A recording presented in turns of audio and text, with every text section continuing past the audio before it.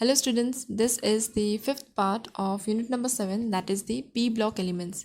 In the last lecture we discussed about the preparation of dinitrogen, then preparation of ammonia through Haber's process. Now let's see the preparation of nitric acid. अब nitrogen जो है उसके जो acid compounds बनते हैं जैसे hyponitrous acid हो गया या सिंपली नाइट्रस एसिड हो गया, नाइट्रिक एसिड हो गया, इन सब में जो सबसे ज़्यादा इंपॉर्टेंट कंपाउंड होता है that is HNO3. So HNO3 को हम लैब स्केल पे कैसे बना सकते हैं?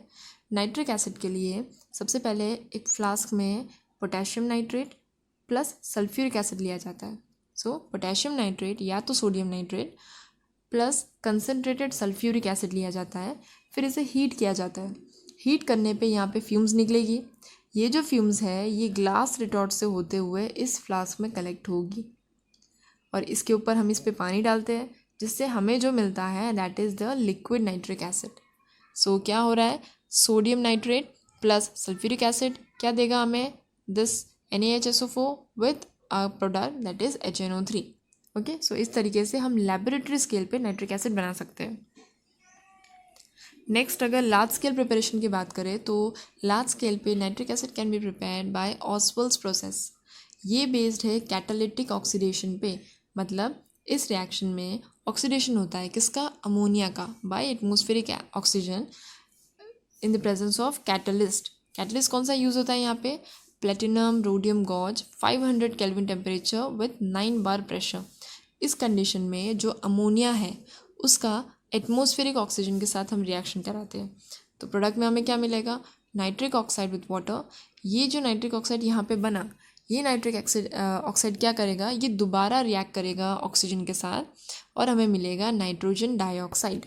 ठीक है, पहले स्टेप में मिला नाइट्रिक ऑक्साइड, दूसरे स्टेप पे nitric acid plus nitric oxide plus oxygen के साथ हमें मिला NO2.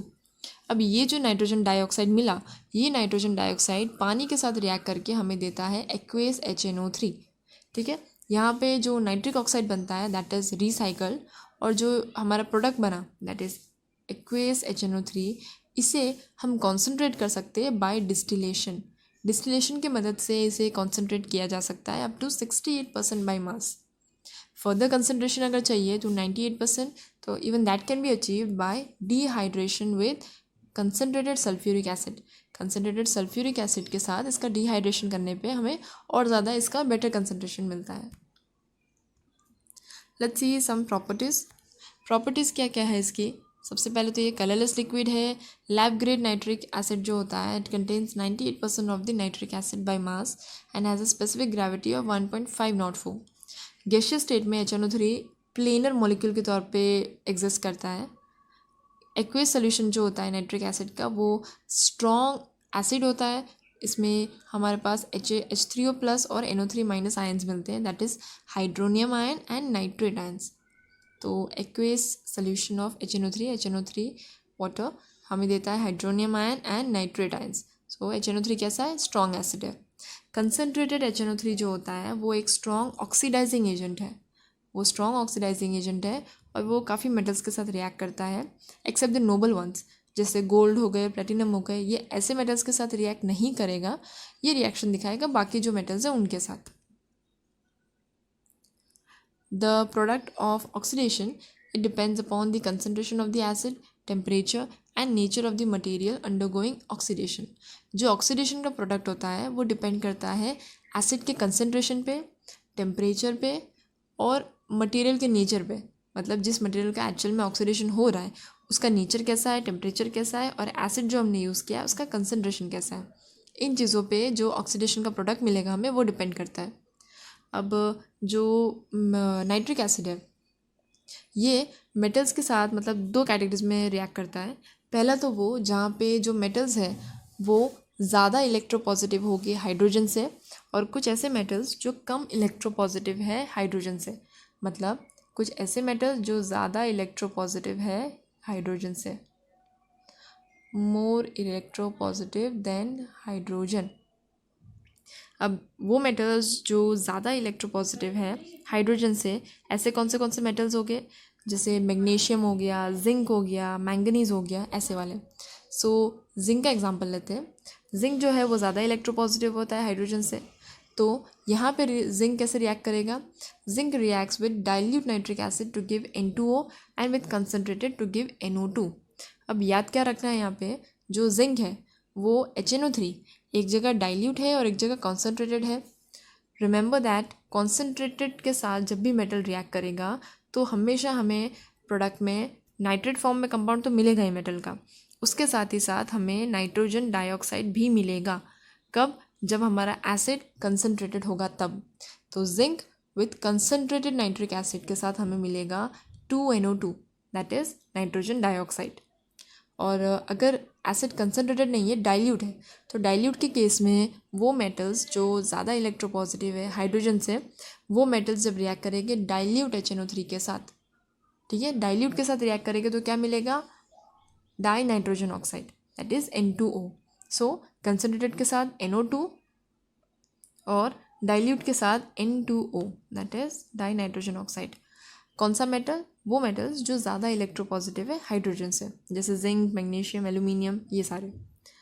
अब जो नेक्स्ट मेटल होगा ये वो मेटल होगा जो हाइड्रोजन के मुकाबले लेस इलेक्ट्रोपॉजिटिव होगा, less electropositive as compare to hydrogen.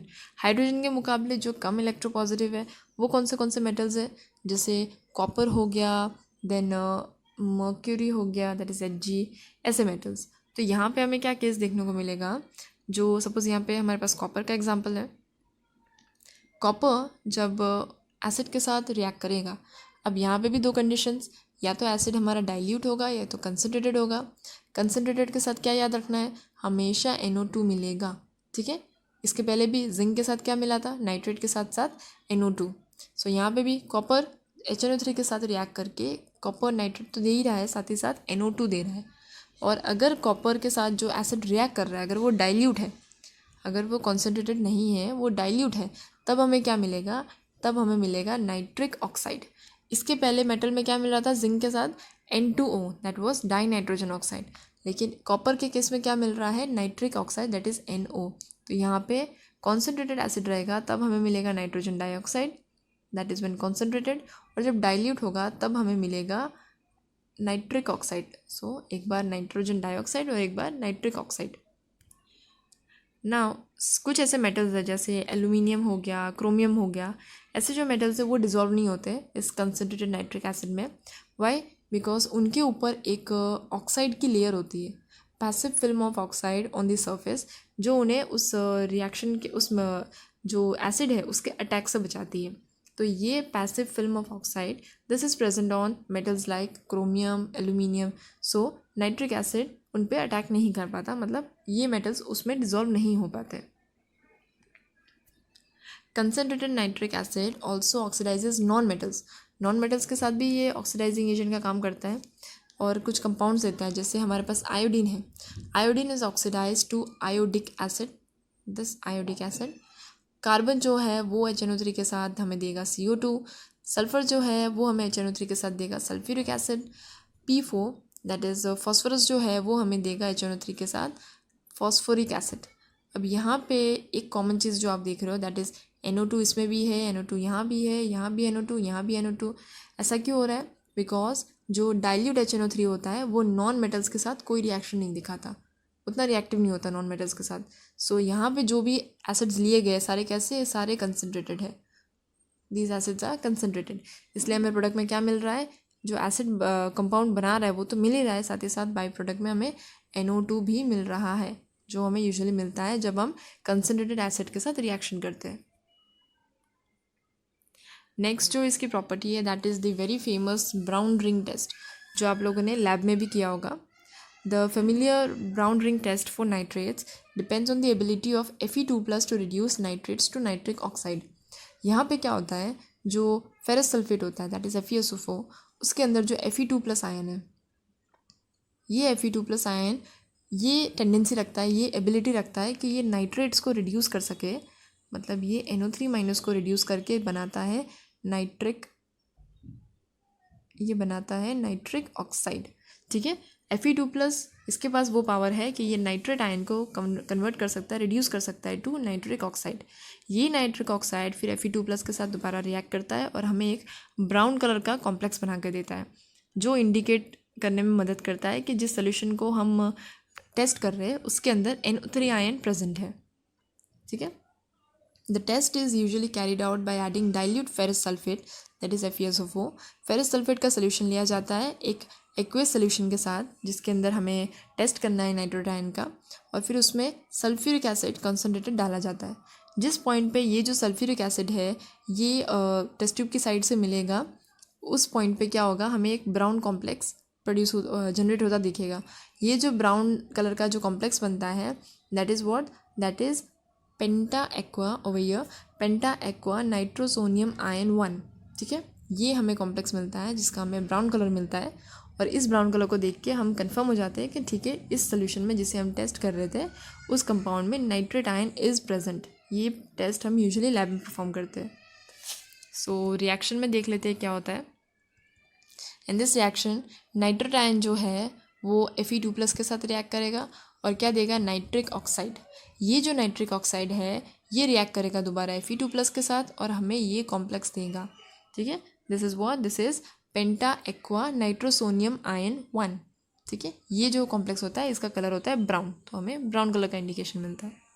Now let's see the uses. जो मेजर यूज़ होता है नाइट्रिक एसिड का that is in the manufacturing of ammonium nitrate for fertilisers. Then जो दूसरे नाइट्रेट्स का यूज़ होता है that is in explosives, in pyrotechnics, जो कि फायर वर्क होता है, जो यूजुअली स्टेडियम्स में जो बड़े सेलिब्रेशंस होते हैं, फंक्शंस होते हैं, या फिर कोई क्रिकेट टूर्नामेंट या ऐसा कोई अवार्ड फंक्शन जहाँ पे यूज़ होता है ये, इनका जो रिमेनिंग्स होता है, इनको यूज़ करने के बाद जो डिब्रीज होती है वो इसमें नहीं बचती। So this is fire work pyrotechnic. It is also use for the preparation of nitroglycerine. Nitroglycerine बनाने में भी काम लगता है ये। नाइट्रोग्लिसरीन जो है that is used as a medication जो चेस्ट पेन में यूज़ होता है। ट्राइनाइट्रोटोल्यून एंड दूसरे ऑर्गेनिक कंपाउंड्स में यूज़ होता है। दूसरा जो मेजर यूज़ है इसका that is the pickling of stainless steel, मतलब cleaning of stainless steel. Stainless steel को जब क्लीन करके वो साफ़ किया जाता है that is pickling of stainless steel, उसमें भी ये यूज़ होता है। Etching of metals, then as oxidizers in rocket fuels, etc. Now let's study the next element after nitrogen, that is phosphorus. अब phosphorus की जब बात आती है तो phosphorus काफ़ी एलोट्रोपिक फॉर्म्स में एग्जिस्ट करता है। अगर हम इम्पॉर्टेंट वंस की बात करें तो it is white, red and black. ठीक है, सो ये 3 एलोट्रोपिक फॉर्म्स है phosphorus के, white phosphorus, red phosphorus and black phosphorus। Let's study them each one by one. सबसे पहला है white phosphorus। So white phosphorus is a translucent white waxy solid. ये translucent सा वाइट वैक्सी सॉलिड होता है। Now let's study the next element after nitrogen that is phosphorus. अब phosphorus की जब बात आती है तो ये काफ़ी एलोट्रोपिक्स फॉर्म में मिलता है हमें। जो इंपॉर्टेंट वाले हैं that are white, red and black phosphorus. Let's study them one by one. सबसे पहले लेते हैं white phosphorus. So white phosphorus ये ट्रांसलूसेंट सा वाइट वैक्सी सॉलिड होता है। ये पॉइजनस होता है। It is insoluble in water, पानी में इनसॉल्युबल लेकिन कार्बन डाइसल्फाइड में सॉल्युबल होता है। So it is insoluble in water but soluble in carbon disulphide.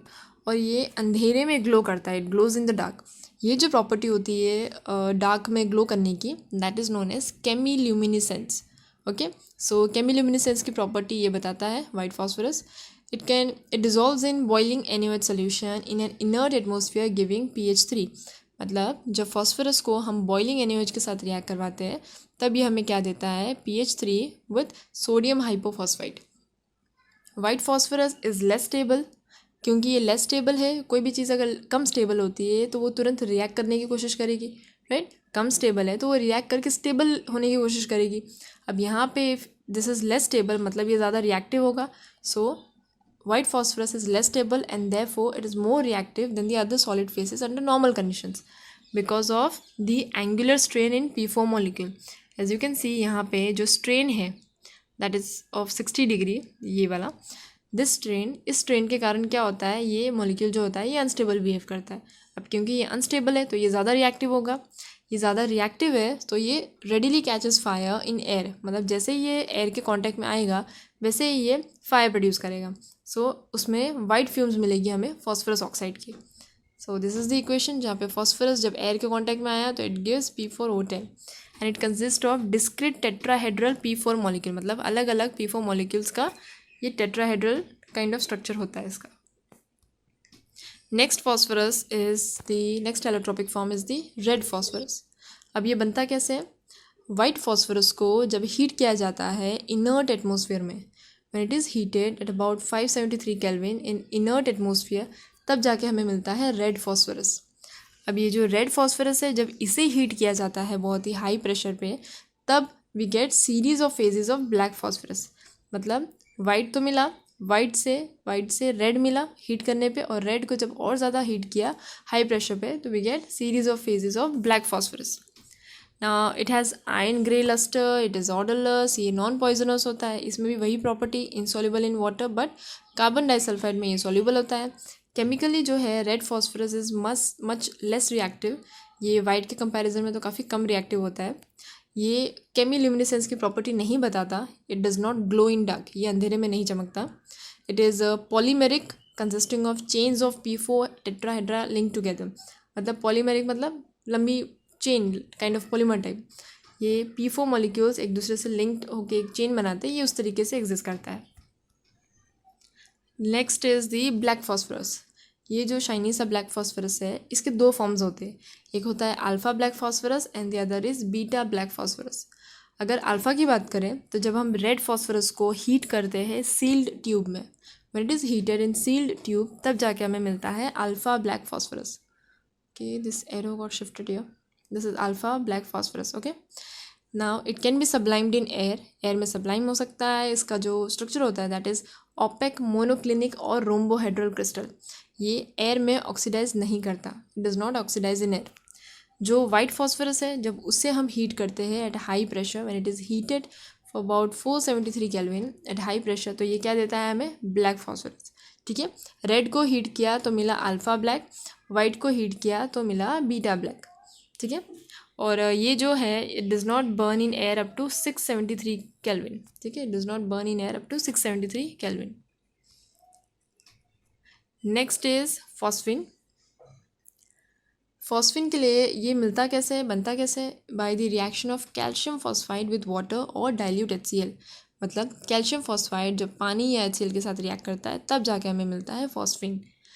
अगर लैब में हमें प्रिपेयर करना हो तो by heating white phosphorus. Yes, one more thing कि जो वाइट फॉस्फोरस होता है ये तीनों एलोट्रोप्स में सबसे ज़्यादा रिएक्टिव होता है. सबसे ज़्यादा रिएक्टिव वाइट फॉस्फोरस, उसके बाद सबसे कम रिएक्टिव इज ब्लैक फॉस्फोरस. ठीक है, सो बाय हीटिंग वाइट फॉस्फोरस क्या होता है, इसे जब हम कंसनट्रेटेड NaOH के साथ जब हम हीट करते हैं in an inert atmosphere of CO2, तो we get phosphine with sodium hypophosphite. जब ये प्योर होता है फॉस्फिन तब इट इज़ नॉन इन्फ्लेमेबल, मतलब तब ये फायर लगाने की प्रॉपर्टी नहीं रखता. लेकिन जब ये प्रेजेंस में आता है किसके? P4 वेपर्स और P2H4, इसके प्रेजेंस में जब आएगा तब ये इनफ्लेमेबल बनता है. Okay, to purify it from the impurities. Impurities से इसे प्योरीफाई करने के लिए इसे एब्जॉर्ब कराया जाता है in HI, that is hydrogen iodide, ताकि ये फॉस्फोनियम आयोडाइड दे, दैट इज़ PH4I. अब ये जो फॉस्फोनियम आयन मिला this can be treated with KOH, that is potassium hydroxide, और ये हमें देता है फॉस्फिन. नाउ प्रॉपर्टीज़ इज़ कि इसकी प्रॉपर्टी है कलरलेस गैस है, ये रॉटन फिश स्मेल आती है इसमें से. It is highly poisonous. It explodes in contact with traces of oxidizing agent like HNO3, Cl2, Br2 vapors. मतलब ट्रेसेस, मतलब छोटे से छोटा भी अगर ट्रेस इसके कांटेक्ट में आ गया तो ये एक्सप्लोड कर जाता है. ओके, सो जब ये कांटेक्ट में आता है ऑक्सीडाइजिंग एजेंट्स जैसे HNO3 हो गया, इन सब के ट्रेसेस तक के कांटेक्ट में आया तो it will explode. It is slightly soluble in water. जो सोल्यूशन है PH3 का वो डिकम्पोज कर जाता है इन प्रेजेंस ऑफ लाइट, जो हमें देता है रेड फॉस्फोरस एंड H2. ठीक है, when absorbed in copper sulphate, जब कॉपर सल्फेट या तो मर्क्यूरिक क्लोराइड के साथ इसे एब्जॉर्ब कराया जाता है तो we get the corresponding phosphide, that is copper phosphide then mercuric phosphide. Phosphine जो है ये वीकली बेसिक होता है और अमोनिया की तरह ये भी फॉस्फोनियम कंपाउंड्स देता है व्हेन ट्रीटेड विद एसिड्स. मतलब जब एसिड्स के साथ रिएक्ट करवाते हैं तब ये भी हमें फॉस्फोनियम कंपाउंड्स देता है. अब इसके यूजेस क्या क्या है? इसका एक बहुत इंटरेस्टिंग यूज़ है, that is the spontaneous combustion of phosphine is technically used in Holmes signal. मतलब ये होम्स सिग्नल क्या है, जब शिप्स में कई बार डायरेक्शन के लिए इसे यूज़ किया जाता है, एक कंटेनर लिया जाता है, उसके अंदर they take calcium carbide and calcium phosphide, इन दो चीज़ों को लिया जाता है। अब जिस वेसल में इसे लिया है उसे हल्का सा पियर्स किया जाता है, मतलब उसे छोटा सा होल जैसा बनाएंगे और फिर उसे फेंक देंगे पानी में। जैसे ही ये वहाँ जाएगा पानी में, उसी में से उसमें से गैसेस इवॉल्व होगी, और क्योंकि इसकी प्रॉपर्टी है तुरंत बर्न हो जाने की, इट इवॉल्व्स फायर, मतलब ये बर्न होगा और वहाँ से हमें एक तरह का सिग्नल मिलेगा। You can see in this picture, इसे यहाँ पे फेंका तो when it comes in contact तो ये फायर देता है, तो उससे जो शिप्स है उनको एक तरह का डायरेक्शन मिलता है, कि सिग्नल मिलता है कि किस तरीके से और आगे बढ़ना है। It is also use in smoke screens में भी ये यूज़ होता है। Next is phosphorus halide. Phosphorus halides जो मिलते हैं हमें वो दो तरह के मिलते हैं, एक होता है ट्राई हलाइड और एक होता है पेंटा हलाइड। सबसे पहले देखते हैं try halide. So it is obtain by passing dry chlorine over heated white phosphorus.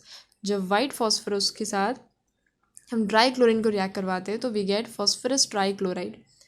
It is also obtain by the action of thionyl chloride with white phosphorus. जो वाइट फॉस्फरस थायोनिल क्लोराइड के साथ react करता है तब भी हमें phosphorus tri chloride मिलता है।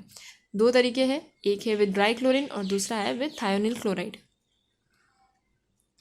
It is a colourless oily liquid and it hydrolysis in the presence of moisture के प्रेजेंस में ये हाइड्रोलाइज कर जाता है, तो PCl3 with water gives H3PO3 with HCl। ये ऑर्गेनिक कंपाउंड्स के साथ रिएक्ट करता है जिनमें OH ग्रुप होता है। OH ग्रुप जैसे एसिटिक एसिड हो गया, this is CH3COOH, just a minute, yes it is CH3COOH। Okay, so अगर ऐसे ग्रुप्स है OH वाले ऑर्गेनिक कंपाउंड्स में तो ये उनके साथ रिएक्ट करता है। जैसे अगर एसिटिक एसिड की बात करें, when it reacts with PCl3, ये क्या करेगा, इस OH को रिप्लेस करके Cl आ जाएगा यहाँ पे, so we get this compound. उसी तरह इथेनॉल हो गया, that is C2H5OH, this is C2H5OH, तो CH2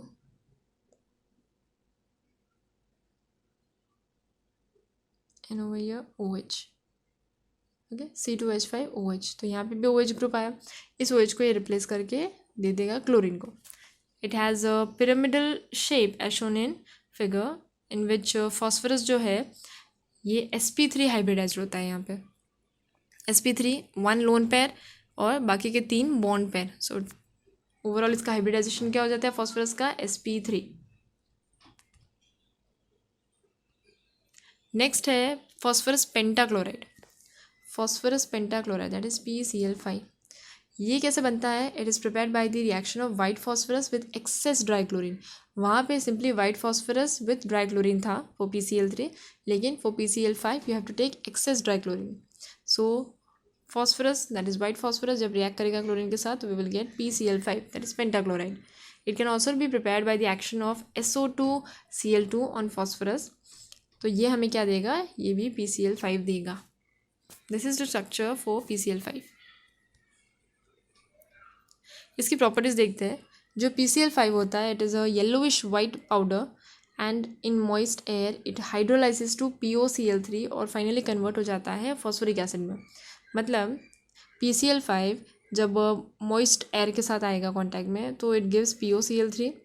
ये जो POCl3 है, दिस POCl3, ये फाइनली कन्वर्ट हो जाता है फॉस्फोरिक एसिड में। कब, जब ये वापस पानी के साथ रिएक्ट करता है, so we get phosphoric acid that is H3PO4। When heated it sublimes but decomposes on stronger heating. जब इसे हीट किया जाता है तो ये शुरुआत में सब्लाइम होता है बट फिर डिकम्पोज हो जाता है on stronger heating. So PCl5 when heated it gives PCl3 and Cl2, that is, it is decomposing. It reacts with organic compounds containing OH group, converting them to chloro derivatives. PCl3 की तरह ये भी react करता है organic compounds में जिनके पास OH group है, जैसे इथेनॉल हो गया, एसिटिक एसिड हो गया। जब ये इनके साथ रिएक्ट करेगा तो क्या होगा, OH ग्रुप की जगह पे we will get chlorine, so it will give the chloro derivatives. Finally divided metals on heating with PCl5 gives corresponding chloride. जब मेटल्स हो गए फाइनली डिवाइडेड मेटल्स, जैसे सिल्वर हो गया, टिन हो गया, जब ऐसे मेटल्स रिएक्ट करेंगे PCl5 के साथ तो इट गिव्स क्लोराइड, मतलब मेटल क्लोराइड देगा ये, जैसे यहाँ पे AgCl, then this is tin chloride. Next is it is used in synthesis of some organic compound, जैसे C2H5Cl हो गया, CH3COCl हो गया, ऐसे कंपाउंड्स के सिंथेसिस में, मतलब ऐसे कंपाउंड्स को बनाने में हेल्प करता है ये.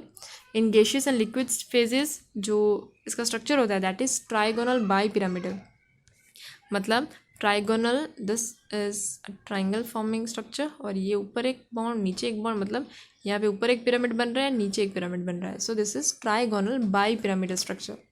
यहाँ पे जो 3 इक्विलेटरल बॉन्ड्स हैं, मतलब ये एक इक्विटेरियल, ये एक इक्विटेरियल और ये, क्योंकि ये इक्वेटर पे आ रहे हैं, राइट. इक्विटेरियल बॉन्ड्स हैं जो 3 PCl, दे आर इक्विवेलेंट, मतलब तीनों का जो लेंथ रहेगा दैट विल बी इक्विवेलेंट. और जो 2 एक्सियल बॉन्ड्स हैं ये दोनों काफ़ी लार्ज होते हैं, लॉन्गर होते हैं इक्विटेरियल के मुकाबले. ऐसा क्यों होता है? बिकॉज एक्सियल पेयर्स जो होते हैं यहाँ पे bond pairs, they suffer more repulsion than equatorial bond pairs. यहाँ पे वी नो इलेक्ट्रॉन्स भी होते हैं क्लोरीन के पास, तो ये रिपल्जन ज़्यादा दिखाते हैं जो एक्सियल बॉन्ड है उनसे. So they are much longer, तो ये ज़्यादा लंबे होते हैं, and these are quite shorter but they are equivalent. In the solid state it exist as an ionic solid. Solid state में ये कैसे एग्जिस्ट करता है? ये आयोनिक सॉलिड के तौर पे एग्जिस्ट करता है, जहाँ पे जो कटायन पार्ट है that is tetrahedral and the anion part that is octahedral. Now we have the oxo acids of phosphorus. यहाँ पे अलग ऑक्सो एसिड्स दिए हैं with formula, oxidation state, characteristic bonds with preparation. सबसे पहला जो है दैट इज़ हाइपोफॉस्फोरस, मतलब H3PO2. तो इसका स्ट्रक्चर क्या होगा? This is phosphorus, double bond O, यहाँ पे OH, this is H and with another hydrogen. So 3 hydrogens that is H3, एक फॉस्फोरस और 2 ऑक्सीजन H3PO2. यहाँ पे ऑक्सीजन जो है उसका ऑक्सीडेशन स्टेट होगा +1. अब जो कैरेक्टरिस्टिक बॉन्ड है, मतलब हमारे पास कितने अलग अलग बॉन्ड्स हैं, एक बॉन्ड होगा हमारे पास POH का. This phosphorus OH bond this counts for basicity. अब क्योंकि यहाँ पे एक फॉस्फोरस OH बॉन्ड है, मतलब बेसिसिटी हो जाएगी यहाँ पे 1. अगर 2 होते तो इट वुड बी 2, ऐसे. सो एक हमारे पास फॉस्फोरस OH बॉन्ड है, सो बेसिसिटी बिकम्स 1. दूसरा जो है दैट इज़ 2PH बॉन्ड, मतलब यहाँ पे एक बॉन्ड और एक ये वाला bond, so it becomes 2PH bond with 1 phosphorus double bond O bond. So यहाँ पे हो गए 1 POH, 2 PH एंड 1 P double bond O bond, and can be prepared through this preparation. जो नेक्स्ट ऑक्सो एसिड है that is orthophosphorus, that is H3PO3. तो यहाँ पे क्या होगा? Phosphorus with double bond O, this is going to be common. We will have 1 OH with another OH with hydrogen. यहाँ पे जो ऑक्सीडेशन स्टेट होगा वो दैट वुड बी +3. अब यहाँ पे OH के साथ कितने बॉन्ड है फॉस्फोरस के? वी हैव 2 बॉन्ड्स, मतलब 2 जो POH बॉन्ड है दैट काउंट्स फॉर बेसिसिटी. तो यहाँ पे बेसिसिटी क्या हो जाएगी? It would go for 2. क्यों? क्योंकि 2 P और OH बॉन्ड्स है. अब उसके बाद that is we have 1 PH bond that is here, और एक फॉस्फोरस डबल बॉन्ड O का बॉन्ड है, and can be prepared through this method. Next जो ऑक्सो एसिड है दैट इज़ पायरोफॉस्फोरस, मतलब H4P2O5. सो इसका स्ट्रक्चर कैसा हो जाएगा? यहाँ पे 2 फॉस्फोरस आ गए, so let's make it 1 P double bond O, दूसरा OH, यहाँ पे एक फॉस्फोरस डबल बॉन्ड O और एक OH. अब फॉर्मूला है H4P2O5, तो यहाँ पे एक H आ जाएगा, यहाँ पे एक H आ जाएगा, and in between we will have 1 oxygen. ठीक है. So we have 4 hydrogens that is H4, 1 2 3 and 4. उसके बाद 2 phosphorus that is P2 and O5, so 1 2 3 4 and 5. अब यहाँ पे जो फॉस्फोरस का ऑक्सीडेशन स्टेट होगा that is going to be +3. अब बॉन्ड कैरेक्टरिस्टिक यहाँ पे क्या है? वी हैव 2 OH ग्रुप्स, तो बेसिसिटी हो जाएगी 2. दूसरे जो बॉन्ड्स हैं हमारे पास, वी हैव 2 POH बॉन्ड, एक यहाँ पे एक यहाँ पे. ये जो 2 POH बॉन्ड है, उसके बाद है 2 PH बॉन्ड, मतलब फॉस्फोरस हाइड्रोजन का एक बॉन्ड यहाँ पे, एक बॉन्ड यहाँ पे. उसके बाद है 2 P double bond O bond, मतलब एक यहाँ पे और एक यहाँ पे. It can be prepared through PCl3 with H3PO3. So this is about pyrophosphorous. अब इसी जगह पे अगर वी हैव जो नेक्स्ट ऑक्सो एसिड है हमारे पास, दैट इज़ हाइपोफॉस्फोरिक, मतलब वहाँ पे क्या है H4P2O6, तो स्ट्रक्चर क्या हो जाएगा उसका H4P2O6, मतलब यहाँ पे डायरेक्ट लिंक होगा फॉस्फरस फॉस्फरस का O6 से, मतलब एक OH यहाँ पे और एक OH यहाँ पे, हो गया H4, 1 2 3 4 4 hydrogens, 2 phosphorus, that is P2 and O6, so 1 2 3 4 5 and 6.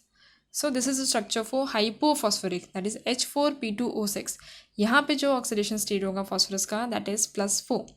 यहाँ पे बेसिसिटी क्या हो जाएगी, इट वुड बी 4, बिकॉज हमारे पास 4 POH बॉन्ड्स है यहाँ पे, एंड जो P double bond O bond हो गए, दैट इज़ 2 बॉन्ड्स, एक फॉस्फरस फॉस्फरस का. सो इस तरीके से वी हैव हाइपोफॉस्फोरिक.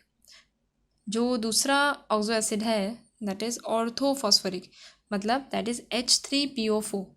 यहाँ पे स्ट्रक्चर क्या हो जाएगा, फॉस्फरस H3PO4, ये 1 OH, यहाँ पे एक OH एंड यहाँ पे एक OH. So H3PO4, 4 oxygen, 3 hydrogens and एक फॉस्फरस. यहाँ पे जो ऑक्सीडेशन स्टेट होगा दैट इज़ +5. और बॉन्ड कैरेक्टरिस्टिक की बात करें तो वी हैव बेसिसिटी 3, बिकॉज हमारे पास 3 OH ग्रुप्स हैं, 3 फॉस्फरस OH ग्रुप और एक phosphorus with oxygen double bond. ठीक है, दिस इज ऑर्थोफॉस्फोरिक. नेक्स्ट जो ऑक्सो एसिड है that is pyrophosphoric, that is H4P2O7. तो यहाँ पे क्या हो जाएगा, phosphorus double bond OH, over here another OH. जो नेक्स्ट है that is oxygen, then phosphorus double bond O with OH and OH. So this is what, this is pyrophosphoric, that is H4, 1 2 3 4, P2 1 2 and 7 oxygens, 1 2 3 4 5 6 and 7. So H4P2O7, यहाँ पे जो phosphorus का oxidation state होगा that is going to be +5. और जो bond characteristics है यहाँ पे, क्योंकि हमारे पास 4 OH बॉन्ड्स है तो it will become basicity 4. So 4 POH bond, 2 P oxygen bond, that is P with double bond O, and 1 POP bond, which is over here, this one. Okay, so this is about the pyrophosphoric. जो next oxo acid है that is metaphosphoric. ये जो है ये polymeric form में मिलता है हमें, HPO3 with N. So this is the structure which is given in the next slide over here. This is the structure for polymetaphosphoric acid. ठीक है, so these are the structures given for oxo acids. Next है oxo acids में और क्या हमारे लिए जानने लायक है, दैट इज़ ये होता है tetrahedrally which is surrounded by other atoms which contain 1 P double bond O and at least 1 POH bond, that we just saw in the last slide. Phosphorus with low oxidation state, मतलब जहाँ पे less than 5 है वहाँ पे P double bond O होगा, POH होगा with either P single bond P. मतलब वो फॉस्फरस जहाँ पे लोअर ऑक्सीडेशन स्टेट है, मतलब 5 से कम है, +5 से कम है, वहाँ पे हमारे पास P डबल बॉन्ड O वाला एक बॉन्ड होगा, POH वाला एक बॉन्ड होगा with either P single bond P और PH. ये दो तो रहेंगे ही रहेंगे with these two as options, शायद ये हो या ये हो, that depends. So oxidation state अगर कम है लेस देन 5 तो ये कंडीशन होगी, लेकिन ऐसा नहीं है कि ये दोनों प्रेजेंट हो, दोनों में से कोई एक ही होगा, लेकिन ये 2 बॉन्ड्स तो रहेगी. और उन ऑक्सीडेशन स्टेट्स में जहाँ पे फॉस्फरस +3 स्टेट में है, they disproportionate to higher and lower oxidation state, वहाँ पे हमें डिसप्रपोर्शनेशन देखने को मिलता है. जैसे ऑर्थोफॉस्फरस एसिड हो गया, on heating it disproportionate to give orthophosphoric acid and phosphine. Orthophosphorous acid it disproportionate to give H3PO4 with phosphine. Next is जो एसिड्स है with PH bonds, they have strong reducing property. वो oxo acids जहाँ पे PH bonds होते हैं, they have stronger reducing power. So hypophosphorous acid is a good reducing agent, क्योंकि यहाँ पे 2 PH बॉन्ड आते हैं. जितने ज़्यादा PH बॉन्ड उतने ज़्यादा वो स्ट्रॉन्ग रिड्यूसिंग प्रॉपर्टी रखेगा, उतना स्ट्रॉन्गली वो रिड्यूस करेगा. जैसे we have example for AgNO3 to metallic silver. AgNO3 जब H3PO2 के साथ रिएक्ट करेगा तो it gives metallic silver, it is single silver. यहाँ पे जो pH बॉन्ड है they are not ionizable to give H+ with no role in basicity that we know, because basicity का रोल तो कौन POH वाला बॉन्ड दिखाता है. Only those hydrogen atoms which are attach with oxygen in POH forms are ionizable and cause the basicity. ठीक है, सो POH bond वाला ही basicity दिखाएगा, और यहाँ पे जो फॉस्फोरस के साथ जो OH ग्रुप लगा है इसी का हाइड्रोजन आयोनाइज हो सकता है. Thus H3PO3 and H3PO4 are dibasic and tribasic. That is over here H3PO3 ये डाइबेसिक होगा, क्यों? बेसिसिटी इसकी 2 हो रही है because we have 2 phosphorus OH bond, और यहाँ पे बेसिसिटी 3 हो रही है. POH बॉन्ड हमारे पास कितने ओवरऑल 3.